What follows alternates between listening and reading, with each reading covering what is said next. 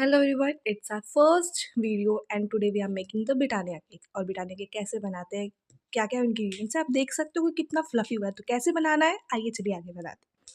उसमें क्या tips and tricks लगने वाले हैं, मैं आपको आगे बताने वाली हूँ। तो ये सारे इंग्रेडिएंट्स आप जैसे देख सकते हैं। चलिए तो अब केक की रेसिपी स्टार्ट करते हैं। और ये है पीसी हुई चीनी और दूध।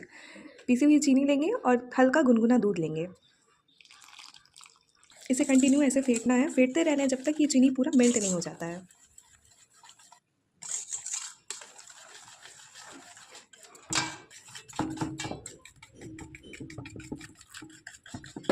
आपको अपने अंदाज से देखना है कि आपका अगर गाढ़ा होते जा रहा है तो हल्का पानी उसमें डाल दें, क्योंकि ये जमता है, इसीलिए हम लोग को हल्का गुनगुना दूध लेना रहता है। और एक ही डायरेक्शन में फेंटना है, दूसरे डायरेक्शन में फेंटने से वो दोनों का सेम नहीं रहता है। ये देखिएगा कैसा ये कंसिस्टेंसी है, एक बार देख लीजिएगा आप अपने से। और उसके बाद चीनी अगर अच्छे से फिट गया हो तो इसमें रिफाइंड को हम लोग डालेंगे, अदरवाइज़ आप बटर भी डाल सकते हैं एज़ पर योर। वो ऑयल डाली बिस्मिल्लाह। और इसे मिलाने के बाद भी हमें फेंटना है।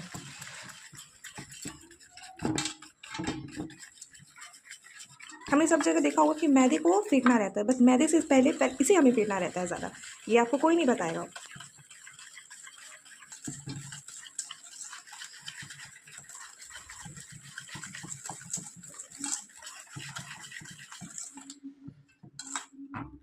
और इसमें अब हम वेनिला एसेंस मिलाएंगे।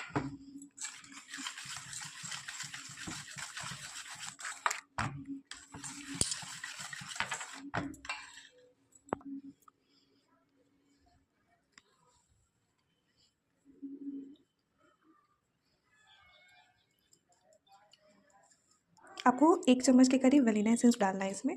वेनिला एसेंस डालने से क्या हो जाएगा, अगर आपके पास नहीं है तो आप वेनिला एक्सट्रैक्ट भी डाल सकते हैं। और आपके पास अगर वेनिला एक्सट्रैक्ट भी नहीं है तो उससे कोई दिक्कत नहीं है, आपको टेस्ट आ जाएगा। आगे मैं चल के आपको बताऊंगी कि आप ऐसा क्या डालिएगा इसमें, जिससे आप अगर वेनिला एसेंस नहीं डालते हैं तो भी आपका टेस्ट वेनिला केक जैसा फ्लेवर करेगा। ठीक, स्वाद को और इनहेंस करने के लिए हम पिंच ऑफ सॉल्ट डालेंगे। इसे अब फिर थोड़ा फेंटना है जब तक कि ये ऐसी कंसिस्टेंसी का ना बन जाए। अब हम इसमें सबसे मैजिक इंग्रेडिएंट्स विनेगर को डालेंगे।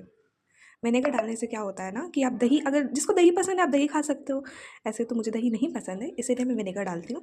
और अगर आपके पास विनेगर दही नहीं है तो आप नींबू भी यूज़ कर सकते हैं। आप नींबू के रस को लेके 2-3 चम्मच वो भी डाल सकते हैं, लेकिन हाँ, उसे लास्ट में मत मिलाइएगा, उसे इसके साथ ही मिलाइएगा, क्योंकि उससे क्या होता है दूध थोड़ा गाढ़ा हो जाता है। तो गाढ़ा होने के बाद अगर मैदा हम लोग डालेंगे तो आप उससे फ्लफीनेस आती है थोड़ी। इसे कुछ भी कीजिए तो आप अब जब ये चाशनी का जो हम लोग मिक्सचर बना रहे हैं उस वक्त ही आप विनेगर को डालिए और नींबू के रस को डालिएगा। अब सबसे इंपॉर्टेंट काम आता है, हमने चलनी को रख लिया है अपने बैटर पे और अब हम मैदा को डालेंगे और उसे चाल के डालना है। उससे क्या होता है चालने से कि जो मैदा होता है लेयर बाय लेयर खुल जाता है, इसकी वजह से हमेशा डालने के टाइम आप मैदा को डालिएगा। और हाँ, एक टिप्स मैं आपको देना चाहती हूँ, अगर आप जैसे 1 कटोरी मैदा ले रहे हैं तो 1 कटोरी ही चीनी लीजिए। उससे क्या होगा, उसका मिठास अच्छा आएगा, उसमें जो किसी भी चीज़ की कमी है वो तो नहीं होगी। इसलिए आप दो जो भी लेंगे आप मेजरमेंट कर करके लीजिएगा। आप दूध तो अपने हिसाब से डाल सकते हैं कि जितना गाढ़ा है जितना कम है, लेकिन आपको मैदे को और चीनी को बराबर लेना है। और सबसे मेन इंग्रेडिएंट्स आपके कस्टर्ड पाउडर। मैंने आपको बोला था ना, अगर आपके पास वेनिला एसेंस नहीं है तो आप वेनिला फ्लेवर का कस्टर्ड पाउडर ले सकते हैं। ये बहुत ही ज़्यादा टेस्ट लाता है केक में। तो आप वेनिला कस्टर्ड ले सकते हैं और मिल्क पाउडर ले सकते हैं। अगर आपके पास है तो ठीक है, नहीं लेंगे तो भी कोई दिक्कत नहीं है, लेकिन अगर आपके पास रहेगा तो ये बहुत ज़्यादा टेस्ट एनहांस करता है। और मेजरमेंट के अकॉर्डिंग ही आपको बेकिंग सोडा और बेकिंग पाउडर भी डालना रहेगा। 1 चम्मच हमने लिया है बेकिंग पाउडर, थोड़ा सा और आप ले सकते हैं उसके बैटर के अकॉर्डिंग। एंड पिंच ऑफ हमने बेकिंग सोडा लिया। बेकिंग सोडा से क्या होता है ना, हल्का सॉफ्टनेस आता है, और बेकिंग पाउडर से क्या होता है वो फ्लफ़ी बनता है। अगर हमने बेकिंग पाउडर या बेकिंग सोडा अगर ज़्यादा डाल दिया तो एक होता नहीं है, आप घर में बनाते हो तो जैसा लगता होगा आप टेस्ट कर रहे हो उसे तो बहुत ज़्यादा ही गले में लगता है, टेस्ट अजीब आता है, थोड़ा सा बिटर टेस्ट हो जाता है उसका। तो आप उसके लिए कम लीजिएगा। और उसको काटने के लिए हमने मिल्क पाउडर लिया है और वेनिला कस्टर्ड पाउडर लिया है। और हमें यूँ ऐसे फेंटना है, लेकिन हाँ, एक ही डायरेक्शन में फेंटना है, दूसरे डायरेक्शन में नहीं फेंटना है हमें। देखिए जैसे मेरा बैटर अब थिक हो गया है तो मैं इसमें हल्का दूध डालूंगी। उससे क्या होगा, मेरा बैटर हल्का हो जाएगा। ऐसा नहीं है कि आप दूध नहीं डाल सकते हो, अगर आपके पास दूध है तो दूध डालिए, अदरवाइज आप पानी भी डाल सकते हो, लेकिन गुनगुना पानी डालिएगा। इसको ऐसे स्ट्रेट कर कंटिन्यू करते रहना है। देखिए मेरा बैटर अभी कैसा हो गया। अभी मैं इसमें और दूध डालूंगी, तो घबराने की बात नहीं है। अगर आपका बैटर भी ठीक हो रहा है तो आप इसमें दूध डाल सकते हैं, कोई दिक्कत भी नहीं है इसमें। ऐसा नहीं है कि आपका केक अच्छा नहीं होगा। मैं यहाँ पे ऐसे खड़े होकर मुझे बहुत ही अच्छी स्मेल आ रही है। आप भी अगर जब ये केक बनाओगे ना तो मैं आपको प्लीज़ रिकमेंड करूँगी आप बच्चों को खिलाना, कि बच्चों की फेवरेट केक बन जाएगी। देखिए मुझे थोड़ा कम पड़ते जा रहे हैं तो मैं दूध डालते जा रही हूँ। उससे क्या होगा, मेरा बैटर बहुत ही ज़्यादा अच्छा बनेगा। मुझे इसमें एक भी लम्स नहीं चाहिए और रिबन लाइक टेक्सचर चाहिए, as you can see like this, right. लेकिन अभी बैटर मेरी बहुत ज़्यादा ही थिक है, तो मुझे थोड़ा सा भी दूध डालना है इसमें। उससे क्या होगा कि मेरी बैटर की जो कंसिस्टेंसी है वो थोड़ी बराबर हो जाएगी। एज आई कैन स्मेल, बहुत ज़्यादा ही डिलीशियस हो रहा है।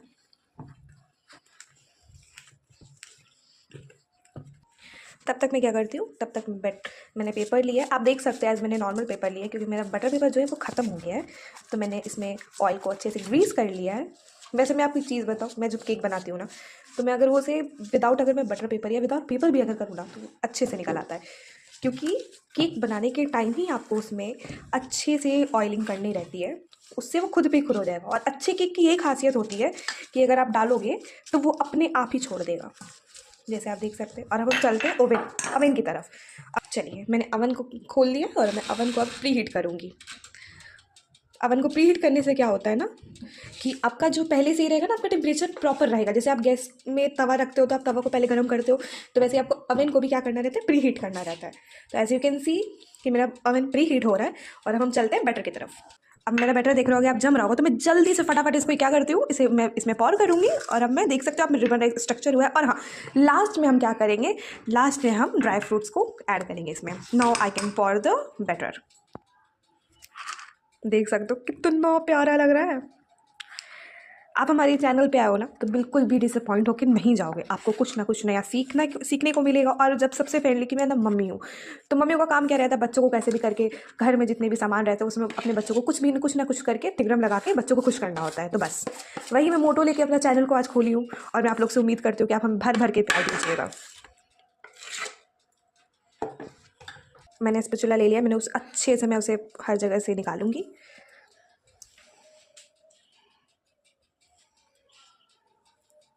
प्लीज़ गाइज, अगर कोई भी चीज़ का दिक्कत हो आप प्लीज़ हमें बताइएगा, क्योंकि हमारा ये फर्स्ट वीडियो है। और जो भी व्यूअर हैं हम उन्हें बहुत ज़्यादा शुक्रिया करना चाहते हैं जो हमारे वीडियोस को देखना स्टार्ट करेंगे। तो अगर कोई भी गलती हो, मैं नहीं हूँ, तो आप मुझे बता सकते हो।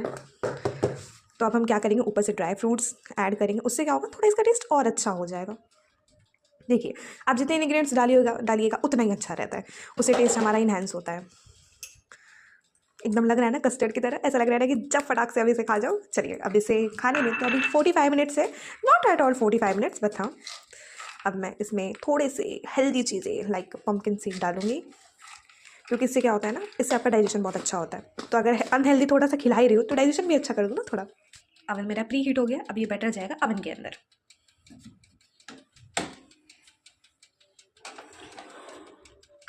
चलिए तो अब हम वेट करते हैं कुछ टाइम के लिए। अब मैंने अवन को प्री हीट कर रखा था, अब मैं उससे क्या करती हूँ, मैंने उसे 30 मिनट के लिए मैंने कर दिया है। और इसका टेम्परेचर मैं तो इसे 200 पे रखती हूँ, अदरवाइज आप सेट भी कर सकते हो अपने अकॉर्डिंग, बट आप 180 के रखिएगा, ज़्यादा अच्छा। देख सकते हैं कि मेरा जो केक है वो ऊपर आ गया है। और अभी भी 10 मिनट और है, मुझसे तो वेट ही नहीं हो रहा है भाई, मुझे तो खाने का मन कर रहा है। और मैंने थोड़ा सा एडजस्टमेंट इसमें किया है, मैंने टेम्परेचर को 180 पे रखा है, बिकॉज केक को मीडियम फ्लेम पे ही पकना चाहिए, अच्छे से वो उसके अंदर का कण कण पक जाता है। So just wait and watch. देखिए मैंने केक अभी बाहर निकाला और ये काफ़ी गर्म है भाई साहब, ये भी बहुत गर्म है। तो इसे ठंडा होने में थोड़ा टाइम लगेगा, तो मैं आपको ये ठंडा हो जाएगा तो फिर दिखाती हूँ। देख सकते हैं आप कितना ज़्यादा फ्लफ़ी हुआ है, ओह माय गॉड। चलिए तो इसको एक बार हम कट करते हैं। इसको मैं ठंडा हो गया, मैंने बाउल में निकाल लिया है। और सो गाइस, इसको प्लीज़ एक बार घर पे ट्राई कीजिएगा आप, और हमें रिव्यूज़ देना मत भूलिएगा। Thank you.